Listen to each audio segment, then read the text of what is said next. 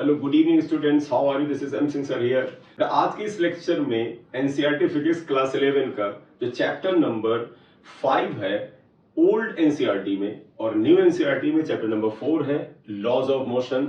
Laws of motion chapter के question number 13 का solution हम लोग यहाँ पर करने जा रहे हैं। अगर आप इस चैनल पर नए हैं तो इसे सब्सक्राइब कर दीजिएगा, लाइक कर दीजिएगा। आइए क्वेश्चन नंबर 13 यहाँ पर देखिएगा, बोर्ड पे लिखा हुआ है A man of mass 70 kg stands on a weighing machine in a lift which is moving upwards with a uniform speed of 10 meter per second. Part B में downward with a uniform acceleration of 5 meter per second square, upward with a uniform acceleration of 5 meter per second square. What would be the reading on the scale in each case? तो ये वो बेटा case है जो lift वाला case होता है, जिसमें एक लिफ्ट के अंदर अगर कोई इंसान वेइंग मशीन लेकर के खड़ा हो जाए और उसने अपना वजन तौले तो लिफ्ट के ऊपर की तरफ एक्सेलरेट करने पर क्या रीडिंग होती है वेइंग मशीन की, और डाउनवर्ड जाने पर क्या होती है, डाउनवर्ड एक्सेलरेट होने पर क्या होती है, अपवर्ड एक्सेलरेट होने पर क्या होती है। ये उन केसेस से रिलेटेड है।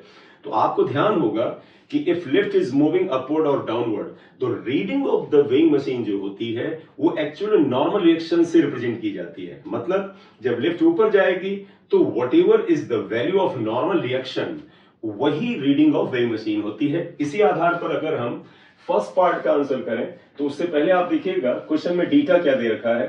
मास 70 केजी है तो m equal to 70 kg of the man, correct. 70 kg mass है, g की वैल्यू 10 लेकर के चल रहे हैं।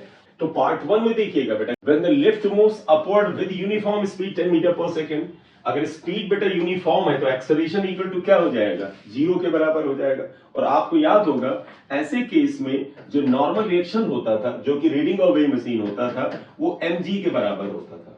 और जब ये mg के बराबर है तो इसका मतलब है रीडिंग ऑफ वेइंग मशीन जो कि नॉर्मल रिएक्शन से रिप्रेजेंटेड है, n equal to 70 g equal to 10 है, तो रीडिंग ऑफ वेइंग मशीन जो होगा 700 न्यूटन आ जाएगा। लेकिन अगर आप केजी वेट में लिखना चाहते हैं तो आप इसे 700 अपॉन जी केजी वेट कर देंगे, केजीएफ भी कहते हैं, और जी की वैल्यू 10 है तो इससे अगर इसे डिवाइड करेंगे तो 70 केजी वेट होगा। इसका मतलब अगर लिफ्ट कांस्टेंट वेलोसिटी से अपवर्ड या डाउनवर्ड जाती है तो एक्सेलरेशन की वैल्यू 0 होती है, तब पर्सन का जो एक्चुअल वेट है रीडिंग ऑफ वेइंग मशीन उसी के बराबर होगी। आदमी का एक्चुअल वेट 70 केजी था, रीडिंग ऑफ वेइंग मशीन भी 70 केजी होगी, there will be no change. मैं इससे रिलेटेड डायग्राम बना दूं, आपको ध्यान होगा। जैसे ये लिफ्ट है, अगर ये लिफ्ट एक सीलिंग से लगी हुई है, ये अगर अपवर्ड जा रही है, वेलोसिटी इक्वल टू 10 मीटर पर सेकेंड है, इसका मतलब एक्सेलरेशन इक्वल टू 0 है।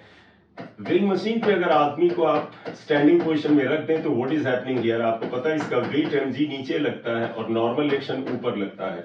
बॉडी अपवर्ड जा रही है तो upward force equal to n minus mg, तो by Newton's law n minus mg equal to बेटा होता है ma। तो n minus mg equal to m into a is 0 here, 0, तो देयरफॉर देखें n इक्वल टू क्या आ जाएगा, mg आ जाएगा। इसी वजह से बेटा n इक्वल टू mg आया था। तो अगर आपको ये चीज डायरेक्ट नहीं ध्यान है तो इस फ्री बॉडी डायग्राम का यूज कर लें, क्योंकि एक्सेलरेशन 0 है तो आप net force equal to ma करके ऐसे कर सकते हैं। बी पार्ट बेटा क्या है, lift moves downward with acceleration 5 metre per second square. Lift downward जा रही है बेटा, ये लिफ्ट है, सीलिंग से हैंग है, वेइंग मशीन है। इस पर्सन का वेट जो कि 70 g के बराबर होगा डाउनवर्ड, नॉर्मल रिएक्शन बेटे अपवर्ड है। Lift is moving downward with acceleration equal to how much, 5 downward acceleration है। ऐसे केस में नेट डाउनवर्ड फोर्स निकालेंगे, क्योंकि लिफ्ट किधर जा रही है, जिधर की तरफ एक्सेलरेशन है, एक्सेलरेशन डाउनवर्ड है तो आप नेट डाउनवर्ड फोर्स निकालिए। तो नेट डाउनवर्ड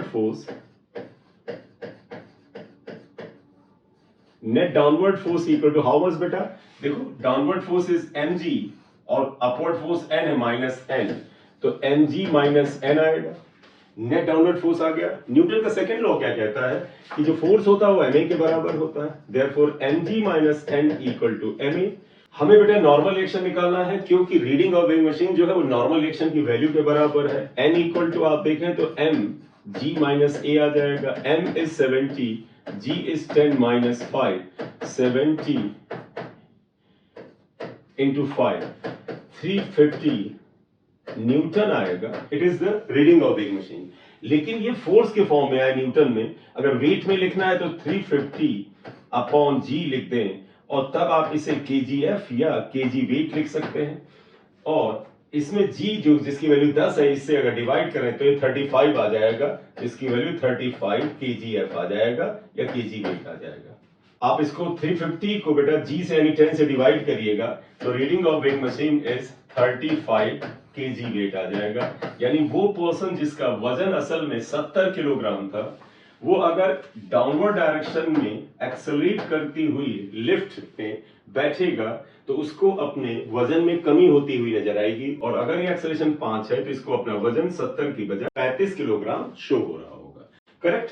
तो ये सेकेंड पार्ट है। अब बेटा सी पार्ट पे आएंगे। Lift moves upward with acceleration 5 metre per second square. फिर आइएगा बेटा, देखिए लिफ्ट है, ये ऊपर की तरफ जा रही है और इसका एक्सेलरेशन जो है 5 के बराबर है। वेइंग मशीन है, बंदा इसके ऊपर खड़ा हुआ है, इस बंदे का वजन mg नीचे लग रहा है। नॉर्मल रिएक्शन तो बेटा हमेशा ऊपर ही लगेगा। लिफ्ट अगर ऊपर जा रही है तो नेट अपवर्ड फोर्स निकालेंगे, लिफ्ट नीचे जा रही है तो नेट डाउनवर्ड फोर्स निकालेंगे। Net upward force is equal to n minus mg। Newton के सेकेंड लॉ के अकॉर्डिंग जो फोर्स होता है ma होता है, therefore n minus mg equal to ma। हमें n चाहिए बेटा क्योंकि reading of weighing machine normal reaction के बराबर है, mg प्लस a आ जाएगा, देयरफॉर mg इज 10।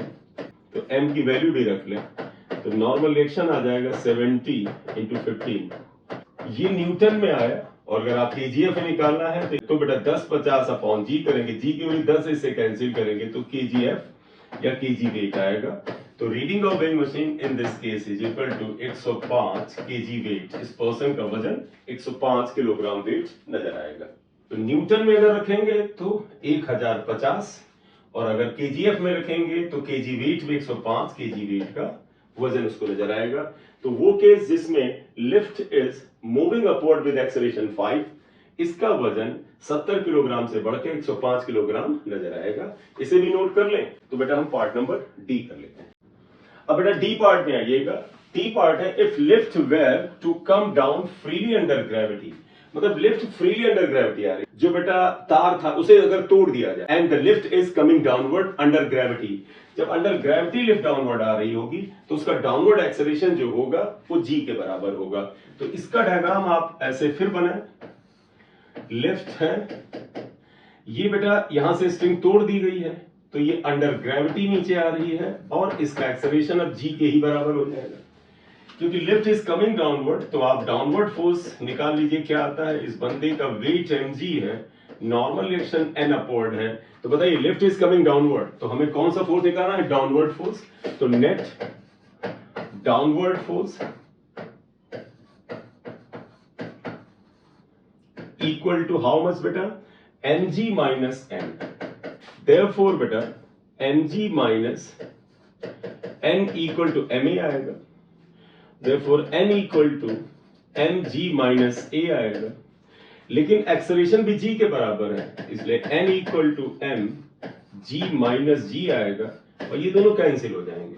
जब ये कैंसिल हो जाएंगे तो n इक्वल टू 0 आएगा और n इज व्हाट बेटा? Reading of weighing machine. अब यानी वेइंग मशीन इस आदमी के वेट की जो रीडिंग है उसको 0 पढ़ेगा। ऐसा लगेगा कि आदमी का वजन 0 हो गया है, इसे हम स्टेट ऑफ वेटलेसनेस कहते हैं। तो therefore reading of weighing machine is 0। Reading of weighing machine equal to 0। इसे स्टेट ऑफ वेटलेसनेस कहते हैं। It is called state of weightlessness. Weightlessness का मतलब वो भारहीनता की अवस्था। इस समय आदमी को अपना भार, अपना वजन 0 नजर आएगा। सो डियर स्टूडेंट्स, अगर आप इस चैनल पे नए हैं तो काइंडली से सब्सक्राइब कर दीजिएगा, लाइक कर दीजिएगा। Thank you very much. This is M Singh sir here. Thank you.